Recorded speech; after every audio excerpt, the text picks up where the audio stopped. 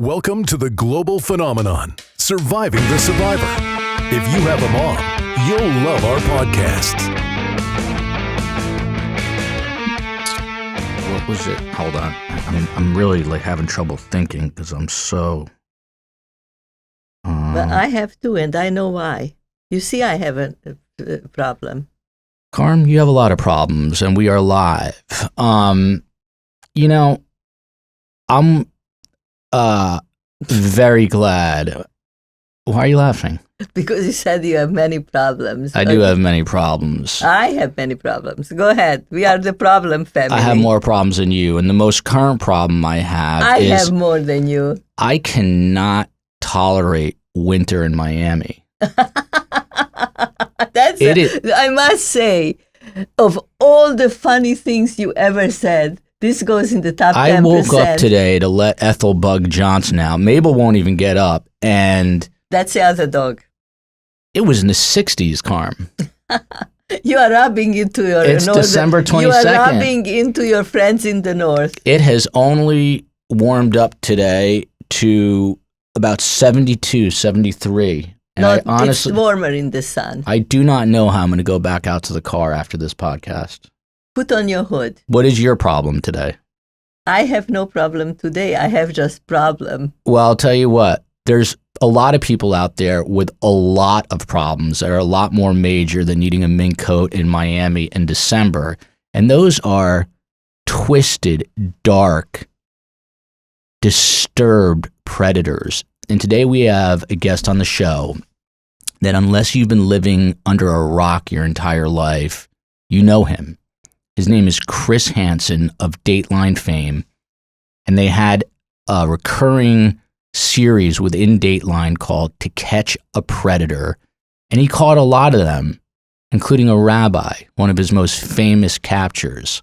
One of his early ones. Not a nice Jewish boy. And we will have Chris on the flip side of this break, the main schmooze on Surviving the Survivor with Chris Hansen, formerly of Dateline, a show that I have seen every single episode of, which would probably make Steve Kappas roll over while watching a Flyers game. Now he has a podcast. What's the name of his podcast? I was just going to break. We're going to let Chris tell everyone once we get back. Okay.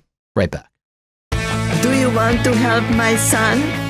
His company, Content Partners Media, specializes in brand video and content creation for innovative companies and others.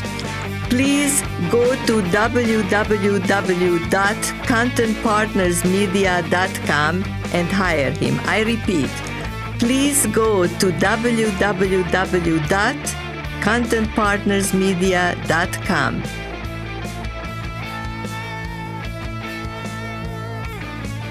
Welcome back to Surviving the Survivor.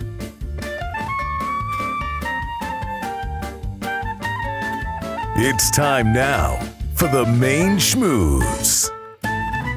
So, Carm, I can be a little high-strung at times. Our studio engineer was running late. I almost kicked in the door. I try to control my temper, which we'll be talking about tempers today a little bit in a different fashion.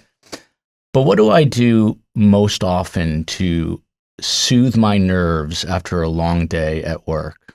You know me well. What do I do? You go to the dog park. That is correct, but that is not the answer I was looking for. When I go home and I lay down on my bed and I turn on the TV, what do I do to relax? You watch Ultimate Fighting. That's another right answer, but what else do I watch? You watch crime stories. Correct, Carm. It took you a few guesses. I think I've seen... I had 3 guesses. You're my mother. You know me well. Anyway, yeah, I think I've seen every Dateline episode, not only on NBC, but on OWN, on MSNBC, on Discovery ID. There's not a Dateline episode that I have not seen. I actually record Dateline episodes on OWN, and when they are reruns, I get upset. And half the time, I can't remember if I've seen them or not. This brings me to a bigger question, a bigger issue, which is what is wrong with me? Because I realized what it is. When I watched murders, I actually feel better about myself, that my life is not so bad. But there's a man on today on the podcast that knows more about this than anyone. He is the great, inimitable Chris Hansen from Datelines to Catch a Predator. How are you, Chris? I'm good. How are you guys today? Thanks for having me on. We are wonderful. And shout out to Detroit, Michigan, which is where you're from, and my buddy Matt Brode from Ann Arbor, the A2. Let's tell the audience a little bit about Chris, and then we're going to hop right into it. So for those who have been living under a rock and don't know who Chris Hansen is, he's a broadcast journalist and YouTube personality, best known for his work, as I mentioned, on Dateline NBC and its recurring episodes of To Catch a Predator, which was a giant hit, which revolved around catching potential internet sex predators using a sting operation. Capitalizing on Chris's success and his predator investigations, Dateline NBC created not one, not two, but 3 Tuesday night spinoffs of its original concept, where he hosted To Catch a Con Man and To Catch an ID Thief. The con man part, we were just talking about my website, our website for the podcast. We might need to get Chris on that. Guy scammed me. Hansen also wrote a book, To Catch a Predator, Protecting Your Kids from Online Enemies Already in Your Home. And he has started a YouTube channel under the name Have a Seat with Chris Hansen, which you need to check out on YouTube. Chris is a phenomenal example of personal branding. Shout out to Mark Schaefer, and someone that we can model ourselves after, even though we haven't quite figured out who we are and what we are yet, Karm. But well, we have 42 episodes. We should. It's like we do have 42 episodes. That's awesome. It's time to start to figure out what we are doing. Now, right? Karm, before we get into this, and we're going to get into it right this second, who was just named People Magazine's Sexiest Man Alive? And there's a reason I bring this up. Well, it wasn't Musk. No, he was the Man of the Year, the sexiest man. Yes, George Clooney or who? It was Paul Rudd, who my wife loves. I don't think. Oh yeah, I remember, like, and I completely wanted to forget that because I don't think he's the worst. He's a rom-com actor. But if I had my choice, it's someone that Chris Hansen knows well, who I hope he likes, because you never know. TV news personalities, sometimes they work together, but they hate each other. But if I had my choice, Chris Hansen would be second, but number one would be Keith Morrison of Dateline. Karm, do you know who he is? You know what? I sort of know, but I am not even a Dateline person. I'm like one of these gigantic ignoramuses. Which is weird because more women watch these shows, way more than men. But Chris, is Keith a good guy?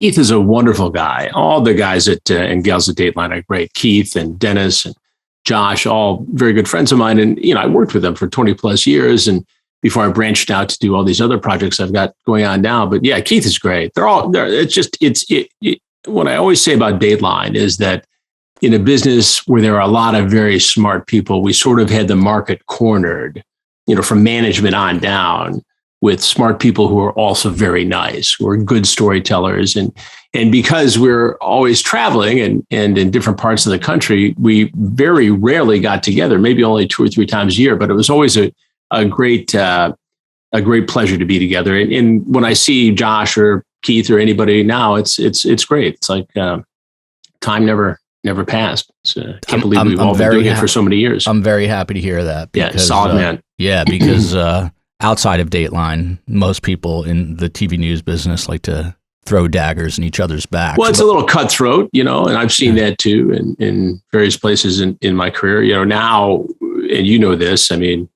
I'm very fortunate to have had 20 plus years at NBC to branch out and do all the things I'm doing now, which, really fortunate. Maybe we should also talk about what's happening now. I tried to Google you and get educated. For full disclosure to you, so that you know how big an ignoramus I am in the area of crime stories, I have an 88-year-old husband, and him and I, we watch romances. We don't watch. You like the Hallmark Channel, do you? Not that bad. That's too artificial sweetener. She likes Paul Rudd movies. She just doesn't know who he is. No, I know who he is. He's in this, what is the name of the 40-year-old virgin type of, what was the name of the guy? No, that's not, that. I don't think that was Paul. That's Steve that, Carell. But Karm, we have... No. Karm, we have precious minutes with a well-known crime reporter. So Chris, right off the bat, was Jeffrey Epstein murdered in prison? I don't have anything to suggest that he was actually murdered. The autopsy was ruled a suicide, as you know. The injuries are consistent with a suicide, albeit the extreme side of that manner of death. But it happens, and he had tried it once before, and apparently was able to try it again. I think the larger question, when it comes to conspiracy theories in Epstein's death, is did somebody walk away? Did somebody take money to walk away, to not pay attention, to make sure there wasn't another inmate watching him or somebody being supervised? And why was the camera either not being monitored or not working? Now we know that the Metropolitan Correctional Center there, the federal lockup in Manhattan, is a mess. Poorly staffed, poorly trained, poorly run overall. So it's consistent with some of the other things that have been going on there that just didn't happen with such a high profile inmate. So I have to say, based upon what I know right now, it was suicide.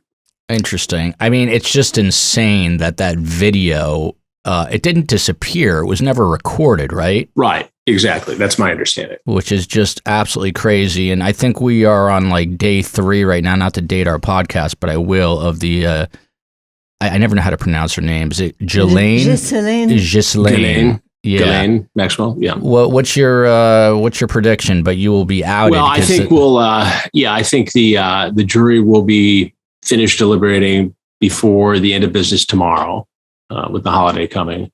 I think the fact that they did not come to a verdict in the first full day of deliberations, bodes somewhat well for the defense, although the prosecution's evidence here was pretty overwhelming. If the jury gets hung up on one thing, it's going to be this previous plea agreement that Epstein's lawyers were able to work out down in Florida, where blanket immunity was granted, or pretty much blanket immunity was granted, not just Epstein, but to anybody in his orbit. And you could argue that, this should extend to Ghislaine Maxwell, no matter how bad her grooming was, her pimping, if you will, her procurement for Jeffrey Epstein, which clearly happened. These witnesses are believable. I've talked to some of them who have not gone public yet. I've talked to some of their lawyers. I'm familiar with this case. And, this grooming was clearly an intent to get these women beholden to Epstein and to perform sex acts for money. And some of them were underage. And he was able to manipulate the system and to pull in political favors because of the money that changed hands and the money he made for people to get this plea bargain back in, I guess it was 2008, and walk with just, a year of daytime in the county jail. Karm, I know you have a question because you raised your hand, yes. But you're a paranoid individual, Karm. Yes, but yet you think it was a suicide too, right? I think it was a suicide, and I want to know if the jury is unanimous and finds her guilty, will she name names? Well, that's a good question. So she'll be guilty. She'll have to serve the sentence the judge imposes, and it's federal time. So there is no real good time. You get 51 days a year if you behave off of your sentence. So you do all the sentence besides the 51 days. Now, you can get a presidential pardon or some sort of deal like that, which I don't see in the works. Or you could revisit the case with the Justice Department. You could provide information in an ongoing investigation, and there could be a reduction of sentence along those lines. Now, clearly, she knows a lot, and she has not told authorities everything she knows. So at some point, if there's a conviction, Does she have a change of heart and decide to cooperate? If you're looking at 75 years in federal prison, maybe you do. Maybe you try to say, okay, I'll do 20. I'll go in the witness protection program, or I'll do 10 and go in the witness protection program, and I'll give you these big figures who are equally as culpable in this scheme. I'm happy to name names. Former President Trump, Bill Clinton, Bill Gates, Alan Dershowitz, was it one of the princes? I mean, a lot of these names. Joel, if you continue like this, you may be run over by accident. Luckily, we don't have as big an audience as Chris Hansen. But yeah, it's an amazing case. I don't know. I would like to think it was a suicide. Which is not something you would normally say. But I have my doubts for sure. And I've been listening to my direct competitor, Joe Rogan, who is a bit of a conspiracy theorist. And he definitely believes it was a cover up. But when you're dealing with names this powerful, I don't know, you've got to kind of wonder what happened. You can wonder, yeah, but it's still, I, as a journalist, and this, I have to go with what the facts are in front of me that I have, and everything that I have seen, and everyone I've talked to who I trust, who's in a position to know, says suicide.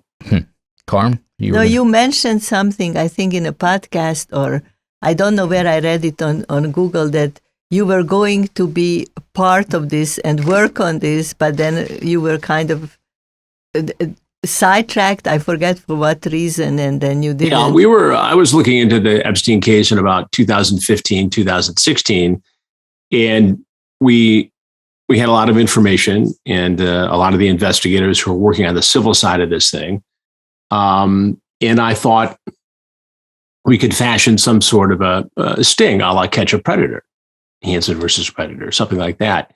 And it turned out that it was just so difficult to even penetrate, the levels of security and his the physical setup of his New York home and the West Palm Beach home, that it was difficult to do. And to be honest with you, I just got busy with other projects, and the way it went, it was the Miami Herald reporter, Julie K. Brown, who continually chipped away at this, and made it a daily story, and convinced some of these survivors and victims to come forward. And the U.S. attorney at the time said as much when they arrested Epstein, that without the Miami Herald's reporting, and she's now written a book, which is very good. If you haven't read it, you should pick it up. I have not read it. What's the name? That without the Miami Herald's reporting, there probably wouldn't have been the 2019 indictment of Jeffrey Epstein. So, we talk about how important local news is, not just network news, but local news, and the people who are in the trenches. And I came up through local news as a reporter in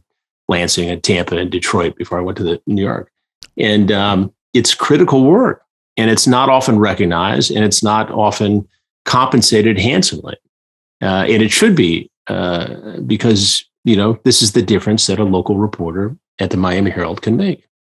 Plain and simple. Thank you, Julie K. Brown. So let's take a half step back here, Chris. Sure. Why are people so obsessed with true crime and the types of stories that you work on? What is it? What's the hook? Well, I think it's part what you mentioned earlier. You see something that makes your life look pretty good because you're not the victim of a wives with knives scenario. Yeah. But I also think that, look, true crime novels and movies and gangster films and all that have been popular for generations. So what we've done in this genre is just take it to the next level. And what I've always tried to do, and what I do in my current projects, is to take viewers on a journey of discovery. So whether it's the Onision and real life case, or Unseemly, the Peter Nygaard investigation that you can get on Discovery Plus, we take people behind the scenes. It's what we do with the Predator investigations. I just shot a new one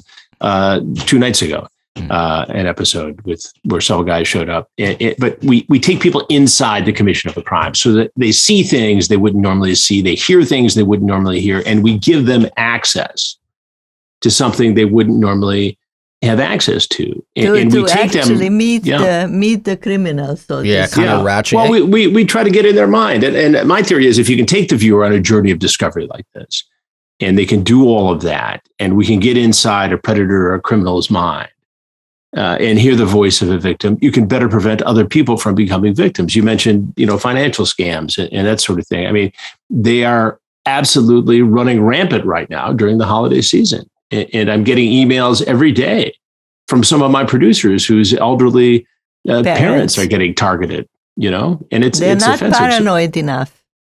Yeah. Karmela has plenty of paranoia. The Holocaust helped out in some ways. Yeah, I imagine it would. No, but believe me, I get scammed too, believe me. I don't think so. Not that much. By my children, I get scammed. Yeah, well, that's true. That's true. Don't we all? Yeah. So Chris, to the point we were just addressing, women, the demographic far outweighs the number of men watching these shows. What is it that intrigues women so much about murderers and predators and people of this nature? I think I know the answer. Well, Karm, what's your answer? You are a woman. Karm, what's your answer? I'd like to hear your answer. Yeah, as a woman. Well, they cannot kill their husbands. So I don't know if that's the answer I wanted, being a married fellow. But vicariously, we're both married. Yeah. We are both married. Well, all three of us are married. All three of exactly. us. He has three beautiful children. Only one of us, I believe, is married to a Latina woman, which is probably the most dangerous, and that would be me. But no, Karm, you think that's what it is? You think they get a little thrill watching men be murdered? Yeah, especially if the murderer is the woman, because the very few that I watched through the years, and I confess I am not right for this interview, but I never shut up, even if I don't know what I'm talking about. So I will chime in, but I usually don't watch. I watch very few, and I have to. Can I tell you something? Is he frozen? Sure. Oh, No, we're good. No, the interest. He listen to something funny that maybe will help you in your field. I now developed a bad habit of putting on a movie, any movie, and usually I hit it past the middle. And then I challenge myself to create the beginning of the movie. And it's a very interesting new way of approaching stories, like you. So you pick it up halfway through. And then I figure out what happened before. And it's easier because I usually, when I watch murder stories, I am pretty good at telling who done it, Chris, what's your take? Why are women more intrigued? It's a great question, and I don't know that I have the exact answer to it. I mean, I think there's a curiosity about it in general. And my sort of reporting has a lot of male, fans too. It is multi-generational because of the, sort of the investigative nature and the iconic nature of the whole predator investigation. But I just think there's a genuine curiosity and kind of a need to know, why does this stuff happen? And I think, this sort of crime content satisfies that curiosity. And I think it might be a little bit of what your mom said about, maybe thinking about committing the perfect crime. Maybe that they're trying to get the recipe. I think it's escapism with a bit of a prurient interest. And there's no danger there. You get to walk on the wild side and see what happens behind the scenes. It's the best mystery ever because it's real life. It's drama, but it's based on real events. And why the hell does somebody do this to another human being? And I think there's a large audience who's curious to try and sort that out, just like people want to be law enforcement officers or homicide investigators. Aberrant. Yeah. Or aberrant behavior is like very intriguing. But would you spend just a minute telling our audience how the women don't do this? Well, that's not always true. Almost always. And now I'm speaking up for the women. Yeah. In terms of committing the crime? They will not get in touch with a 14-year-old on the yes. web. Well, that's you raise a very good point. In all our investigations, all the predator investigations, which now have spanned some 17 years. And again, as I mentioned, we just did one 2 nights ago. That'll be on television soon. We have never seen a female predator go online. It's happened, and I write about it a little bit in the book, but we've never seen one show up in one of our investigations. And the therapist, the psychiatrist, tell us that it's because typically in the female predator scenario, you're more likely to see the teacher-student. The female predator doesn't like the anonymity that often excites the male predator. And again, I'm not a therapist or a psychiatrist. I just play one occasionally on TV, but that seems to be the case, and it's consistent with what we found. Which, by the way, everybody's seen the shocking teacher stories, but we've never seen a woman show up in one of our investigations. Karmela is a licensed therapist, and her husband, my father, is a retired psychiatrist. So that's why he's crazy. It explains a lot, doesn't it? Too much. Listen, I wouldn't brag about this one if I were you. You know John. what's interesting? We're talking about female predators, and there's a story in the news right now. One of my, I don't like to call him a close friend, but an acquaintance, Chris Cuomo, is having a rough patch. His producer, former producer, John Griffin, was just arrested. He was reaching out to mothers. Are you aware of this, Karmela? And he was asking, he was grooming their children. The daughters. Yes, that made me nauseated. He wanted to train minor daughters, and some of these women, at least one, bid on that, right, Chris? Yeah, one, the parent of, I believe, a 9-year-old girl, the mother, traveled to Boston. He picked them up, took them to his home in Vermont, where he had a second home, and engaged in illicit, illegal sexual behavior with a minor, and paid the mother money to do this. And apparently, according to the FBI affidavit and the criminal charges, he had been trying to do this before. And I'm not sure how he was caught, but the authorities got wind of this and started investigating it, and gathered evidence that he was online going into these various forums,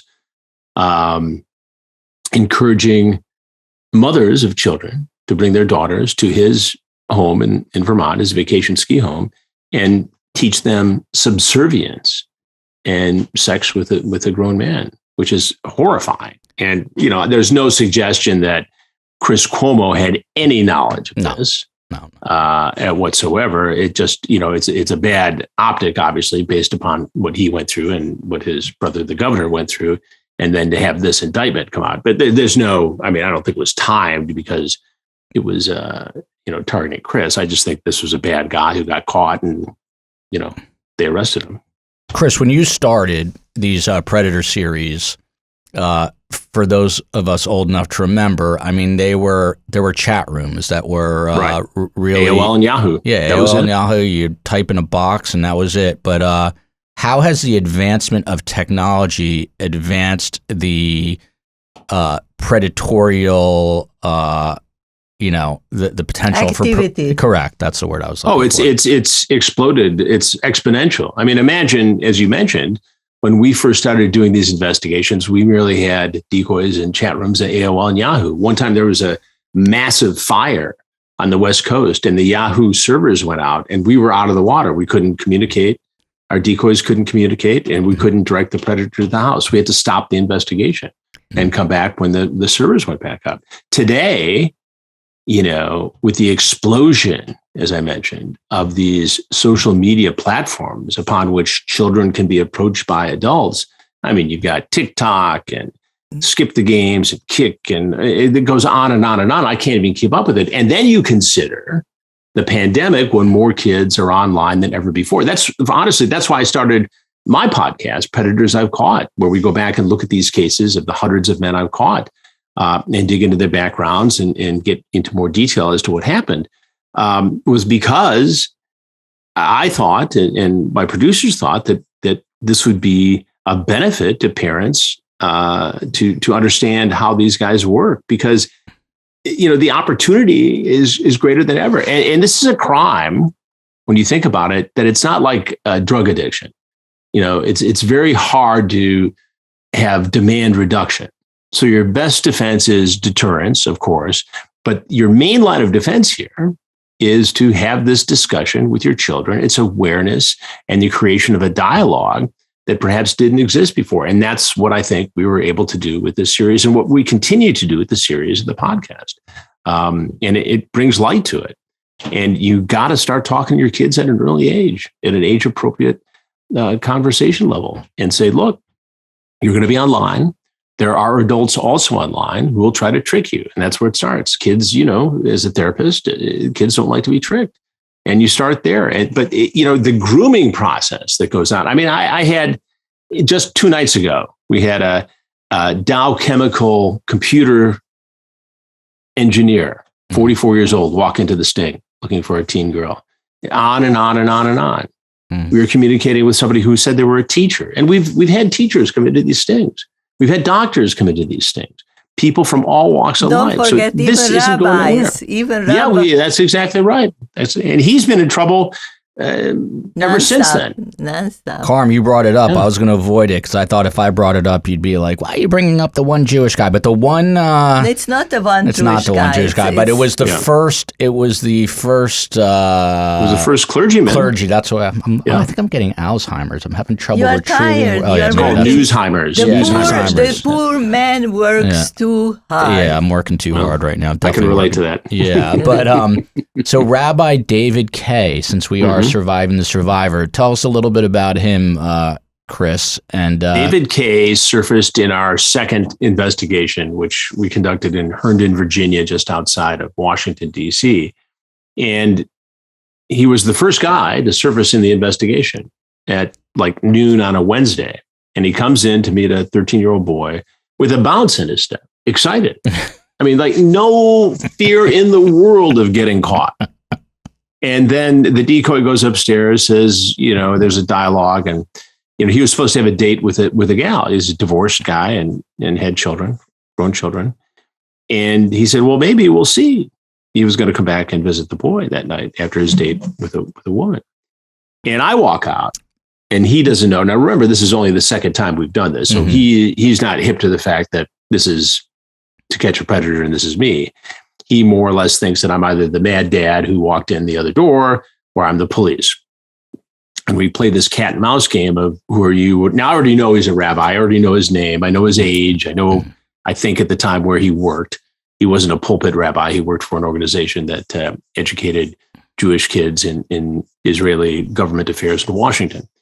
And so this dialogue continues and he gets snotty with me. He demands to know who I am. And I slide across a picture that he sent to the decoy, who he thought was a 13-year-old boy, of him performing sex on another man. I said, is this appropriate? And you've seen the video. And he lunges and this whole thing happens. And so he leaves. And because we did not, in that particular investigation, collaborate with law enforcement, he's just gone. But the FBI saw it. And the Fairfax, Virginia Police Department saw it. And they went after a lot of these guys. And it wasn't until the next investigation that we collaborated with law enforcement, which is what we do now. But they charged David Kaye, and he went to federal court trial. He had a bench trial, so no jury. The defense lawyer figuring they could convince the judge that this was some sort of entrapment or a TV sting, that he really wasn't going to do anything. And the judge saw right through it and saw that the rabbi had perjured himself on the stand and found him guilty and then sentenced him. He went above and beyond the guidelines, which a judge has to present evidence to do so because the federal guidelines are very strict, and sentences him to 6.5 years in prison. He gets out and very quickly violates his probation. So then he's back in. He's been in and out 4 or 5 times. And the last time, and we talk about this in the podcast, in his episode, he is actually seeing his therapist, his court-ordered therapist. And as part of his probation, he's not supposed to have a device that can access porn sites and deviant sites on the internet. While he's at the therapist, the probation officer comes in for a visit. And while they're talking, his illegal phone, his illicit phone goes off. It rings in the therapist's office. So he's busted again. Not a nice Jewish boy. This is not a nice Jewish boy. The kicker to this, I read, was he tried to go back to being a rabbi eventually. Right. He was shunned by the congregation or wherever he worked and became a light bulb salesman. Probably very successful. Continuing to enlighten people. Yeah. Despite the fact that he wasn't a rabbi. So, Chris, is there, of all these people, is there sort of a profile or a common denominator that strings them all together? They're obviously different shapes, sizes, colors, all of that, Sure. ages, but what is the common thread? I think these guys, and again, I'm not a therapist, but based upon my experience and the therapists we've talked to over the years, and we've talked to some pretty sharp ones who work for the U.S. Marshals, for instance, who study these guys. That's their whole practice, is to study sex offenders and pedophiles. I think they break up into three categories. You got the younger group of guys who are opportunists, who are socially inept, who might be 18, 19, 20 years old or in their early 20s. They figure, well, if we hook up with a girl who's 13 or 14 and this works out, she's not that much younger than me. It's a Romeo and Juliet situation. At some point, if this continues, she'll be of age.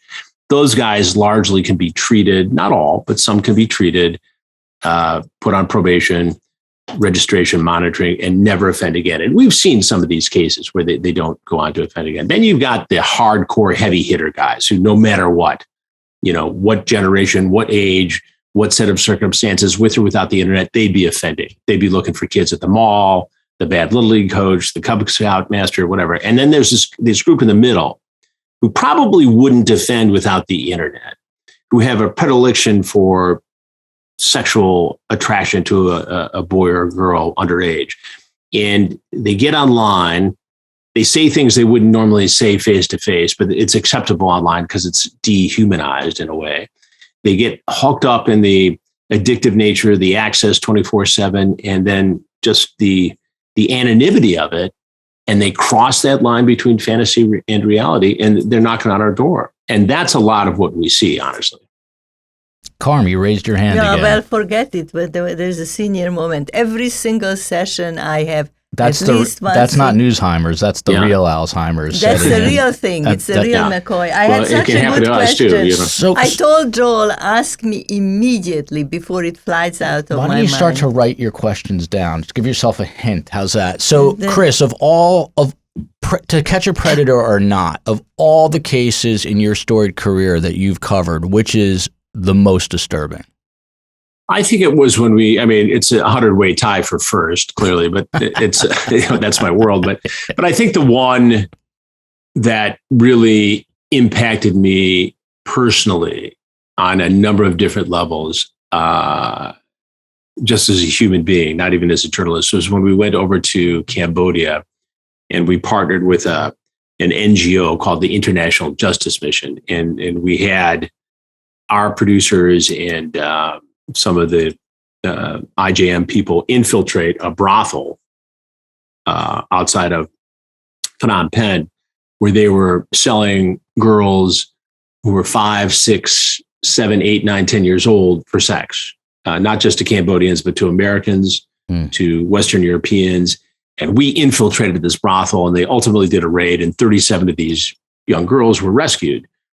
Many of them stayed out of the life and went to a bridge school where they had a new life. So we did that story, and it was an incredible undercover video investigation, won a couple Emmys and all that, but it got people's attention, and it changed laws for sex tourism and sex trafficking in the United States, in Canada, around the globe, essentially. And we went back 4 years later and visited some of these girls in their new life. And it was just so compelling and heartwarming and touching to me. I remember at the end of the interview, and the second time we went over there, and the girls, and again, they speak Khmer, and obviously my Khmer is less than fluent. Khmer Rouge. Khmer Rouge, exactly. And so we're having this conversation as best as we can, the translator's there. And I said, well, they asked, when are you going back? I said, well, I'm going back tomorrow night, flying back to United States. And he said, can we go to the airport with you? And I said, yeah, if it's okay with the school, it's fine by me. It'd be nice to have a little group see me off. And so the translator or the school official says, well, I think what they really want is to go to the airport because that's the only Dairy Queen in Phnom Penh. I said, you know what? I think, I can pop for 6 banana splits. That's fine. But whatever it is, I'm in. Send them over. So we get to the airport, and obviously, it's a big schlep to travel through, from Phnom Penh to Hong Kong to Paris and then back to whatever the route was.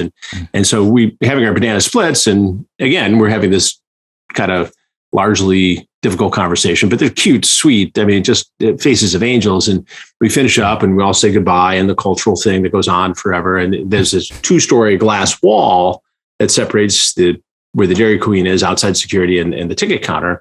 And they wait there, and I go in and I look back, and the cameraman's rolling throughout. They're capturing this whole thing, and they've got their hands pressed upon the glass.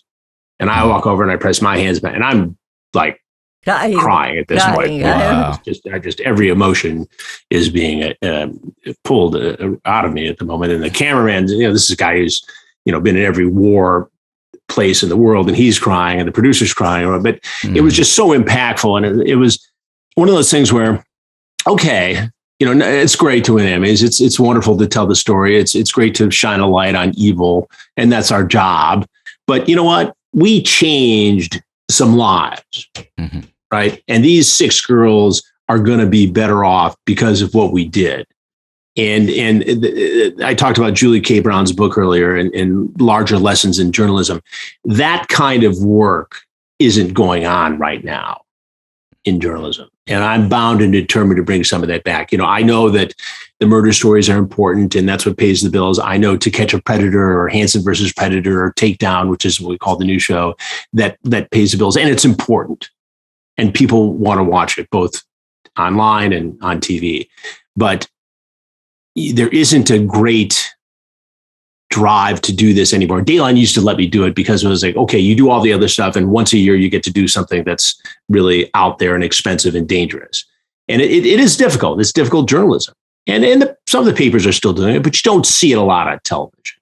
Like the investigative in general. It's very important stuff. Investigative is very important. Yes, it is important. It changes, the New York Times has done a great job on some of the stuff recently having to do with the, some of the military stuff. And there's a lot of it at all sides of journalism that's really good and really important. But, it's expensive, and what day is a network executive going to say, okay, here's $600,000 for Chris Hansen to go do this, and maybe it works out and maybe it doesn't. It's a hard decision to make. I get it. And it's risky. Well, and like I always tell my crew, it was easy. Everybody could do it, but it's not. And so we're the guys who have to do it. So let's do it.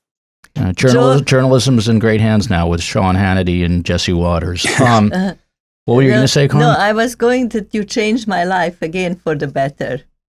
Because you told me to write it down when I think about it, so I wrote it down. Jot a note down, Carmen. I can see the note already, and I think you're going to pitch Chris a new show to catch a Jewish predator. No. The Jewish is to catch over. An you see, a rabbi has the title of Jewish. Well, Carmen, you're leading us into something here. So I want to go. Chris's time is valuable. Let's go over a few high-profile people, and you go first. No. Carmen, women first. No, I was thinking just now Woody Allen came out with a new film I think he made it in Europe, in Spain and Portugal. I don't know exactly where. And then one of the actors there was an article in the paper how he doesn't believe that Woody Allen molested an 8-year-old. I think her name was Dylan or something. Mm-hmm. Now, as an expert on this, how do you read him? That's a great question. I don't know that I consider myself an expert on it, but I've certainly got some experience in talking to people who have done this. I watched some of the documentary on the whole Woody Allen thing, and I don't think that he would have escaped prosecution today. I have a lot of questions about the way the DA handled it in Connecticut. I'm not saying there was anything untoward, and I'm not saying that he was given a break because of his celebrity. And today that would work against you for being a celebrity in that sort of situation. I think there were some gray areas. I think that there's enough there that in 2021, the investigation would have been different. I think he was given the benefit of the doubt in some of these cases because of his celebrity, because of his ability to face some of the accusations head on. I guess we'll never really know because we weren't in the room when he was there with the child. We know what the allegations were between his ex-wife, the mother of the child. And And it just, I'm not going to say that the investigation was fumbled in any way, but I think the allegations would have been, I don't know, maybe more closely scrutinized by the public. Go ahead. I have a question. Like, take the rabbi, okay? He never stopped. After every time he was caught and jailed, when he came out, he went back to the activity. Correct. As a therapist, I am thinking, and believe me, I love the work of Woody Allen, but I don't love the man. Yeah. So I separate the two. But still, I am wondering if somebody who molested one child once, wouldn't this person have a pattern of molesting children? Isn't that kind of unusual to once molest one child and then forget about it? But if you look at it and that's true, and you're right, and I defer to you because you are the therapist here, and I'm not. Just a phony therapist. No, I don't sell yourself short. No, that's I'm not. joking. Yeah, I know you are. I know, but I have deep respect for you and your profession. But I think a lot of things that were acceptable when this was all going down in the early 90s, and I wasn't on the scene. I was still a local reporter in Detroit, so I didn't cover it. So when you cover a story, you pick up on the nuance of it. You pick up on, whether the celebrity is hurting that person or helping that person, whether, because he's an artist and so many people love his work, did people look the other way because Sonny Previn was his stepdaughter and young, but not illegally young? It was creepy when you look back. I would say, Was it illegal? No. So you can't bust him for being creepy. But does that creepiness indicate a pattern of behavior that gives credence to the allegations that were made earlier? I don't know. I mean, the fact that he married his stepdaughter is kind of that's creepy. My point. Yeah, that's creepy. That's 100% creepy. Two things. Woody Allen, 173% has major issues. I'll go on the record saying that. Number two, just stick to Mel Brooks. He's never done anything wrong. Yeah, stick to Mel. He's funny. He's still kicking.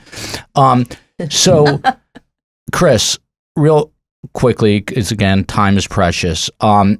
In the same vein as Woody Allen, Micheal Jackson, may he rest in peace. He was acquitted by a jury of his peers. I have no doubt he did what he was accused of. Your thoughts? Well, again, it's another story that I didn't really cover except for kind of an overarching piece in which I interviewed Maureen Orth, the very fine reporter who put together a piece for Vanity Fair. So I don't want to wade too far into it because I just didn't personally cover it. I have to believe, based upon the totality of evidence, it just inappropriate on every level. His behavior and having the children over, and where were the parents on this stuff? Yeah. Let's talk about being enamored. Here's a guy who got away with a lot of stuff because of his fame. Correct. There's no question, right? And even if you buy into the Neverland and never having a childhood, and I just want to help the kids. I mean, you can't let kids be in that environment. It's wrong. It's going to be highly sexualized, inappropriate, and lead to what is essentially the rape of a child. I mean, what do the math on it? Do you think I'm wrong here? 100% not. 100%. Okay. I mean, the parents turned a blind eye. I mean, and that's where you get enamored with celebrity, where people don't realize that these are, at the end of the day, they're just twisted humans. Right. But so also you're working, and I did not know about this story at all. I just caught a 2020 because I have no life, and that's what I do now on weekends because I have 3 kids and a wife and 2 dogs. And one point I was out having fun, and anyway, I digress. He has little kids. He got married a little later. He's a mama's boy, basically. I'm a late bloomer, Chris. Yeah, that's all right. The best is yet to come. Yes. So Peter Nygaard.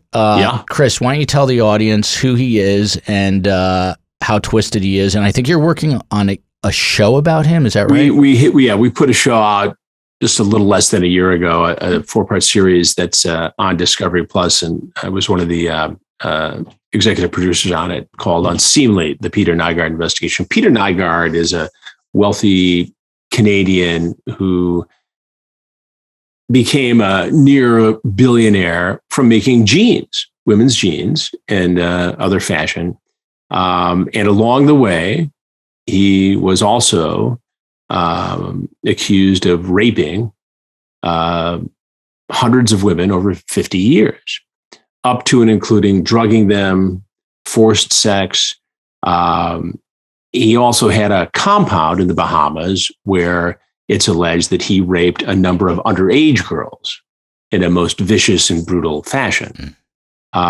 He was so bizarre and so twisted that, as the allegations go, and we have this all in the series, he actually would impregnate girls, encourage them to have abortions so they could harvest the stem cells from the fetuses, where he was the father, and inject them into himself as this fountain of youth.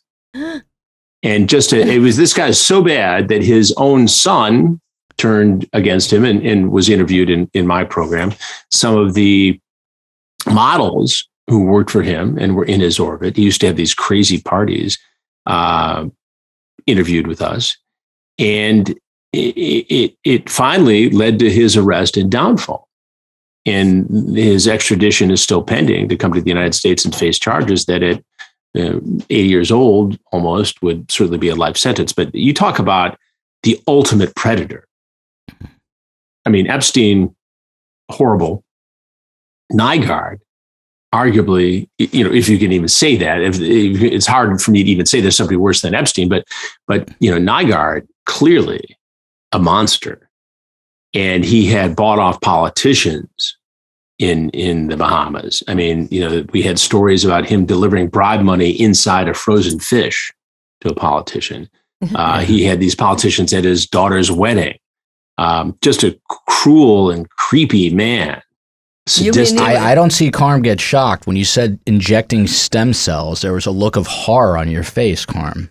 Well, I mean, it is absolutely... this is something I didn't hear. I mean, many stories I heard during the last 82 years. He makes Weinstein look like a nice Jewish boy. Yeah, like a choir boy, Man, but we had, as part of our investigation, we actually had video. His own videographer came forward to be interviewed for the series and gave us video of him in his private plane. Nygaard, video of these quote unquote pamper parties, things that would go on in the Bahamas. We went to the Bahamas and interviewed these victims. And it was just, I'd never seen anything like it. And, the evil that one human being could put into the world. It's just shocking.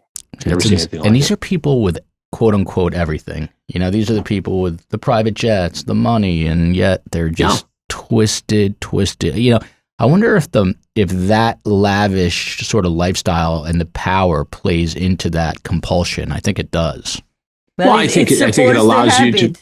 It supports the habit, exactly, but it also allows people to feel that they're above the law, they're above prosecution, and for a long time, again, this is a guy who might have gotten away with it. We were banging the drum hard. The New York Times was on it. You could legitimately ask a question without the pressure that we put on this, and without some very diligent investigators who were working on a civil case between Nygaard and a billionaire hedge fund manager named Louis Bacon, who had the estate next to him in the Bahamas. Bacon gets in a beef with Nygaard, actually of Nygaard's making, about property lines and things like that. So this beachfront battle in the Bahamas between billionaires turns into the reveal of this horrific predator monster. And it was the investigators hired by Bacon and his brother to sort out the civil matter who uncovered all this criminal evidence. And that's how I got onto it. And then, the New York Times got onto it, and they published and we put our piece together, and literally, a matter of weeks before the series went on, he was indicted in the Southern District of Manhattan on human trafficking charges, and there are other charges pending both here and in but Canada. He's still in the Bahamas. No, he's in jail in Canada, awaiting extradition to the U.S. I don't think he's ever getting out. He's appealed and tried to get bail and bond, and it's not gonna happen. Hey, Chris, one thing that is sticking in my mind is a comment you made earlier when you were set up to catch Rabi Kaye. You said he kind of lunged at you. You put yourself in harm's way a lot by doing what you were doing to expose these people. Ever a scary moment, someone brandishing a weapon and trying to attack you, anything along those lines? We're very careful. I mean, if we have a fair amount of intel on these guys before they walk in the predator cases, and we try in all the different cases that we do to know as much as we can about the guy. And if there's any question or talk of a gun, or if we know the guy's got a concealed weapons permit, we'll let law enforcement handle that. None of this is worth anybody getting shot or killed over. It's dangerous enough just the way it is. So we take a lot of precautions. A lot goes into it. Can I ask? Sure, of course. I know that when I was a Chris, I'm trying to teach her that this is her show, so she doesn't have to ask. I am very polite. It's a work in progress. I had a sign on my desk, don't talk while I'm interrupting. Chris, by the way, in your long career and since the world has gone digital and everyone has a podcast and you're a highly sought out guest, have you ever had an 82-year-old Holocaust survivor as a host? No, and I'm honored, by the way, to be a part of that. I was only 5 when I was in the Holocaust. Carm, your question, you probably forgot it. I forgot it. You always do this to me. You are my number one enemy right now. Did you forget it for real? For real, because it was an excellent question. We were talking about Peter. I was asking Chris about he put himself in harm's way, the rabbi lunch. Oh, yeah, I knew what I wanted to ask. Thank you, Joel. Yes. I didn't even have a chance. You see, when I was a student in Geneva, Switzerland, I lived, my windows were kind of in the back on the roof of a garage, going out to the roof of a garage. And one night somebody came, knocked on my door, one of the tenants, and they said they saw a peeping Tom looking in through my window. Unrelated to the topic, but the point is, the police in Geneva, Switzerland assured me that they are harmless people, that they will not use violence, they will not try to break in, that they just like to expose themselves. I was overjoyed that was the whole story, you know. But I don't know if these predators, if they have like a profile like that. And I don't even know if it's true about people who expose themselves. I'd question that. It seems to me, and based upon what, people in this world, in the investigative world have said to me, is that oftentimes these guys start as peeping Toms and then exposing themselves, and they graduate into sexual assault and more aggressive crimes. And we've seen cases, and when we were doing the series for Investigation Discovery, Killer Instinct, we had cases where these guys started this way and evolved into rapists and killers. So I don't know that. I'm glad that was the case back then, but I don't know that it's always the case now. Well, Chris, you have done yeoman's work. The good news for you is that there are guys like Josh Duggar, if I'm saying it right. You've got R. Kelly. The list goes on. You have, for as long as you live, you will have these sick people out there that you can do stories on, because it would appear so, Joel. And I don't know whether I guess it's job security, but I thought, I thought on the Predator series, we do it once or twice and nobody would show up. They'd be afraid. And to this day, 2 nights ago in the chat that we had with one of the potential predators, the question came up: is this Chris Hansen? Is Chris Hansen and his crew there? These guys get arrested by the FBI when I'm not even there, and they're facing serious time for what they did. But their next question is Chris Hansen there? Is this going to be on TV? I hope it's a deterrent, but I really thought after 2 to 3 investigations, these guys just wouldn't show up. But here we are, they would 17 years notify later. each other. Yeah. They, Hey, Chris, and you are certainly extremely well known, because everybody I mentioned that we are interviewing you, they say, "Oh, that's the guy," and they all know what you were doing. And so, you were like at the golden age of television, so the public knew it. So these people knew it. They must have been aware that there is that danger of Well, yeah. Well, I think, and now, because, the originals and the new ones all are, on the internet and digitally available. I mean, we're literally into the third generation of followers on this. I always tell the story when my two oldest were in high school, having a dad on television wasn't a big deal. They went to high school with, kids whose dads were captains of industry and wealthy investors and, athletes. But when South Park did a Chris Hansen, Predator parody episode, suddenly I was the coolest dad in the whole bunch. So, Carm, you ever hear of South Park? Yes, I heard it's an animated. It's a naughty cartoon. It's a naughty cartoon.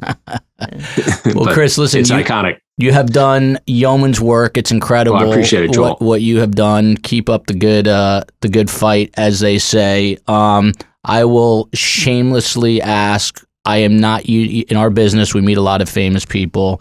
I'm not a guy that gets starstruck, but if you can subtly get me Keith Morrison as a guest, I will. Oh, yeah. I will do whatever you need me to do. Well, Steve Cohen and I'll take care of that. 1 minute before you go, you have your podcast now, right? I have the podcast, Predators I've Caught, with Chris Hansen. We just broke 1 million downloads this past week, which I'm very excited about. Thank you. And we've got the YouTube channel, Have a Seat with Chris Hansen. We do crime content there. We've got a couple of new television projects in the works. We've got you have Discovery Plus, right? Discovery Plus, which is where the Peter Nygaard series is, and Onision in Real Life, which is a very creepy, revealing story about a internet personality who was preying upon young women, and 5 or 6 other things in the works. So it's a very exciting time. It's a good time. And all the best and good luck and the good. Well, health, God bless you, my dear. It was great to be here. Thank you. Everything good. Thank you, Chris. We appreciate it. We will Happy New Year. Be right back with the new Schmooze. Thank you.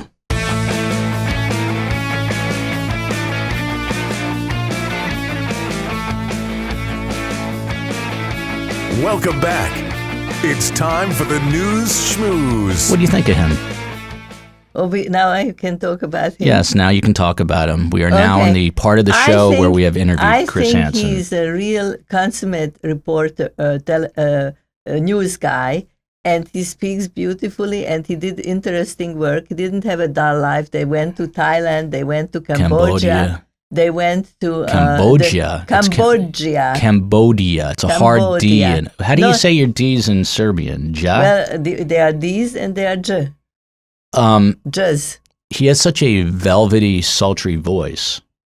Yes, he's probably has a Midwestern accent too. He's from Michigan. Michigan, but he was, I think a charming man. Well, let me tell you something. I think people look at this as purely entertainment, but what Chris does actually has value and importance because it gets a very, very, very, very, very minute fraction of these people out of putting other people in harm's way. But it's a cautionary tale for other people. 100%. On to the news. By the way, I'm going on the record as saying that Chris said that he would deliver Keith Morrison. If that happens, live, it'll be hopefully alive. It'll be one of the greatest podcast life moments of my midlife crisis. Okay. It could really help steer the ship right. On to the news Schmooze here. And Chris talked about this over the holiday season. And I picked this specifically because we're dealing with predators and predatory behavior. Criminals have stolen close to blank amount of money in pandemic relief, the U.S. Secret Service said Tuesday. What do you think that number is, Carm? I have no idea. Since the pandemic started, how much have criminals stolen? Well, in millions, like 50 million. From in pandemic relief? In pandemic relief, 150 million. $100 billion. Zag, man. The stolen funds were diverted by fraudsters from the Small Business Administration's Paycheck Protection Program. It was the Economic Injury Disaster Loan Program and another program set up to dole out unemployment assistance funds nationwide. More than $2.3 billion in the stolen funds have been recovered so far. Out of how many? Say again, how many? $2.3 billion out of $100 billion have been recovered. I don't believe it. I don't believe it. I just They have arrested more than 100 suspects who span the spectrum from individuals to organized groups, according to this agency. The government has shelled out how much money do you think in COVID relief money since 2020? How much money? I can't even pronounce those numbers. 3.5 trillion. So it's not bad. It's only 100 billion of 3.5 trillion, but it's still a damn lot of money. What's wrong with people taking pandemic relief? Are people that desperate, or are they just greedy? Judging by how people we know behave, I would say people are greedy. By the way, Karm, I do so much more than you do. Off the top of the show, when you were saying you have a lot of problems, I have more problems. It's 1-0 in Joel's favor. Okay, he has more problems. He has a harder life, and I give him the 1-0. We are standing at 1-0. In the first 10 months of this year, American workers handed in nearly how many resignations? Just in the first 10 months of this year, how many people have resigned from their jobs? Wait a minute, 330 million people in America. I would say 10 million. Way off once again. You want to take another stab at it? 30 million? 39 million resignations.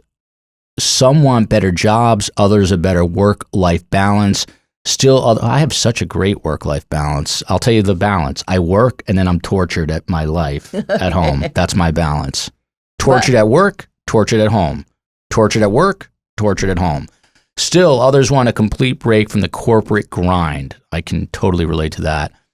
Almost 2 years into the pandemic that left millions doing their jobs from home, many Americans are rethinking their relationship with work. Do you think it sounds like this pandemic is having a actual legitimate impact on the way people are living their lives? Is this a good thing or a bad thing, Karm?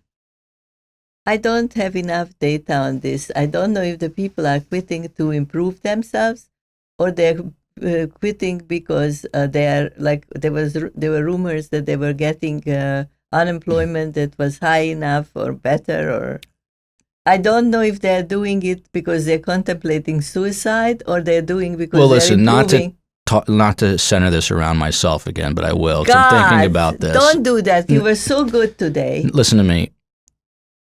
Maybe you were too tired, so you couldn't talk about yourself. I left Fox News, which I've said many, many times. By the way, the one thing that sticks out at me about the interview with Chris Hansen, he said that local reporters basically are paid crap, and that at the network you are quote unquote handsomely paid. And he had a very high profile job. And once again, I love Chris, love the fact that he came on the show, harbor no ill will against him, but I am just a bitter man because I never achieved that high level. Joel, and now that's what I'm latching on to. I've done other things. Joel, listen to me very carefully. We had the cartel boss last night. All I want to do at one point in my life is make a lot of money just to validate myself in that one regard.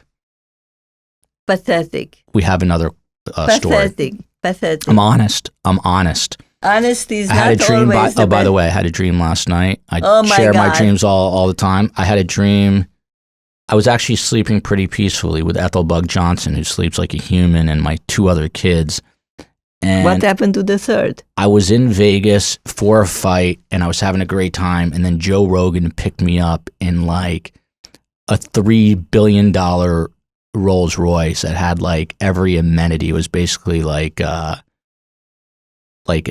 aircraft carrier that was a Rolls Royce, and it ruined my night. And I woke up. It had 4 wheels, and it moved you from place to place. It ruined my night. On to the last story, and you'll like this one, Karm. A rare look inside a fossilized dinosaur egg in southern China Did you follow this so far? Totally. Has You can revealed quiz me an on it. exquisitely preserved embryo, a perfectly preserved dinosaur embryo, with evidence suggesting that some of these prehistoric creatures had even more in common with modern birds than previously thought. Scientists said the embryo inside the egg was laid between how many years ago, Karmela? Oh, I don't know how long. Give me a ago. guess. How many years ago do you think this embryo? This is a perfect. I saw a picture of this. I have no idea when they This looks like were if- extinct. I should know that, but I don't. This embryo was laid between 72 million and 66 million years ago during the late Cretaceous period. It was that of a two-legged feathered carnivore known as an oviraptorid. A 7-inch long This egg. is where everybody switched off their podcast. This is the moment. I think this is fascinating. I think it's fascinating to you.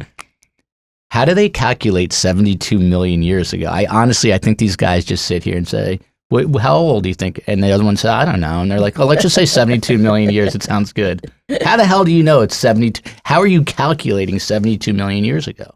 They must know when was the last ice age when everything got extinct, and then this egg got frozen. We will be right back on that note with 3 questions for Grandma. I had an idea in my sleep last night for a new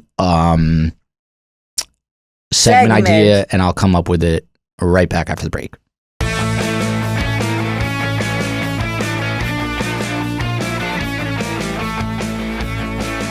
It's time now for 3 questions for Grandma. And we are back with the final quick segment, 3 questions for Grandma.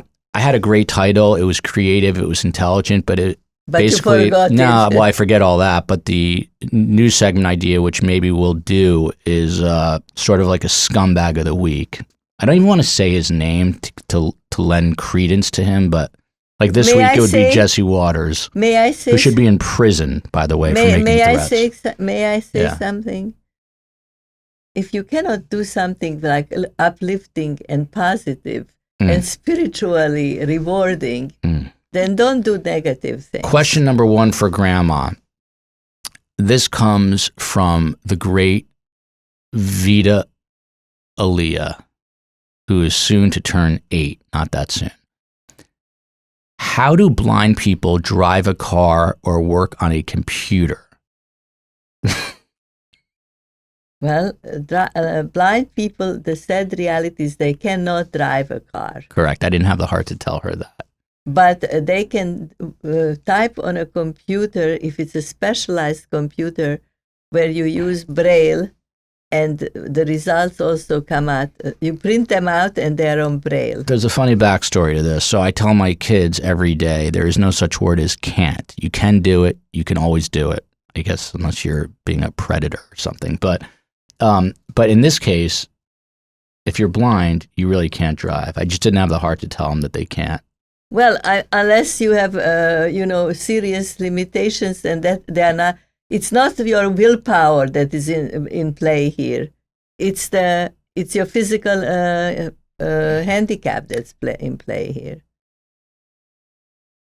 Second question comes from my 2-year-old, who now insists on being part of 3 questions for Grandma, which makes sense because I have 3 children, and now we used to take 2 from one of the girls, but now Judah wants in. He's not 3-year-old. He's 3-year-old. In 5 months, he will be. Correct. He will be 3-year-old in 5 months. So he's 2.5. His question, which I think is very salient, a salient one, is what does the dad do in the vroom vroom, which is his word for a car? The daddy puts on the engine and starts the motor, and very slowly he looks both ways and starts to drive. Last question comes from Zizi Elise, my soon-to-be 6-year-old. That really soon, in a week. In a week. Is God a boy or a girl, Karmela? One of the long-standing questions in history. Your answer.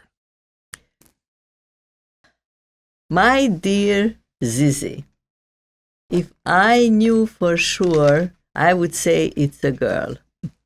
What leads you to believe that? Because she's very smart. Karm, as we wind down the show, usually you interject right now with a lot of stream of consciousness stuff. There was an awkward Here we moment. go. There was an awkward moment with our guest, Yeah, when was that? because everybody else would say to me, "Calm this, calm that," Yeah. and he was very polite, and he didn't know how to address me, so he didn't, and I didn't know how to address him. I didn't want to say Mr. Hansen, No, you're at least 20 years older than him. but I didn't want to call him Chris. Yeah, maybe he just didn't know your name. I know, but it's not his fault, it's mine. We should have defined it with him. He's from the Midwest. He was being polite. No, People he from was brought up right. He was brought up right. Seems very even-keeled, a sweet man. Glad he came on the show. Yes. Anything else, Karn? I say you and I have work to do, and no fun, Joel, no fun. Do you have an extra pair of gloves? Extra pair of gloves. Yeah, I got to go outside in a minute. Tell our audiences what's happening in front of the building. They're doing COVID testing. There's been no one there for months. Today, there's There a is line a around little the block. booth at the next building, in front of the next building. And now there was nobody ever there. They were so bored, they were looking for COVID patients. And now there is a line all the way around the corner, standing there, and we have to pass by them. And I stop breathing while we are passing. What by do them. predators and COVID have in common? It looks like neither will ever end. Exactly. Love you, Good. America. That was a good point. Love well you, America. taken Thank by you. me. Love you, America. See you next time. Yeah, I love you too. Bye.